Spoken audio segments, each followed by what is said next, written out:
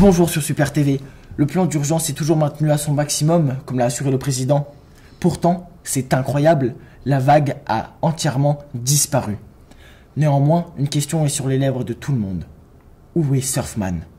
Après avoir combattu la vague et son lot d'écume crépusculaire, Surfman a lui aussi disparu, et de façon mystérieuse. Laissant le pouvoir aux partis en place qui, espérons-le, sauront tirer les leçons de cette terrible catastrophe.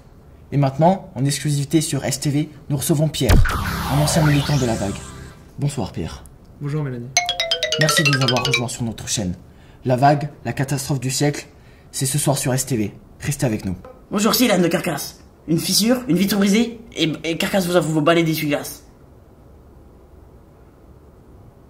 Pierre, nous sommes tous très impatients d'écouter votre témoignage, mais d'abord, première question. Quelle était votre position dans la controverse au sujet de la vague? Eh bien, les autres parties n'avaient plus aucun crédit, elles appartenaient au passé. Pour beaucoup, la vague, c'était des bouseux, des racistes, toute la panoplie, quoi. Je viens d'une famille fermement opposée à la vague, mes amis, mon milieu professionnel l'étaient aussi. Et pour moi, la vague, c'était une marque de changement. Une marque de changement? Mais pourtant, Pierre, la vague était une menace pour la société.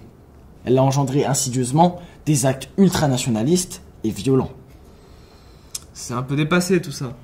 La vague était devenue un parti moins extrême que par le passé. Les propos étaient moins violents. Un parti condamné plusieurs fois pour incitation à la haine raciale et apologie de crimes de guerre, tout de même. Bah voyons, il n'était plus question de laisser les autres partis en place. C'étaient des intellectuels, on ne les comprenait pas. Et ils avaient déjà été au pouvoir, et ils avaient échoué. On n'en voulait plus. Vous êtes donc rallié à cette idée du grand remplacement, cher à la vague? Oui, partout la vague disait qu'elle luttait contre le chômage de masse et les angoisses qui nourrissaient notre pays depuis 40 ans. La misère et la mondialisation. Rien n'a pu arrêter l'ascension irrésistible de la vague. Les sondages disaient que les perspectives de l'avoir en tête des prochaines élections étaient crédibles. Merci Mélanie. Merci Pierre. Tout de suite, un épisode de Louis la Brocante. Surfman, j'arrive pour vous sauver.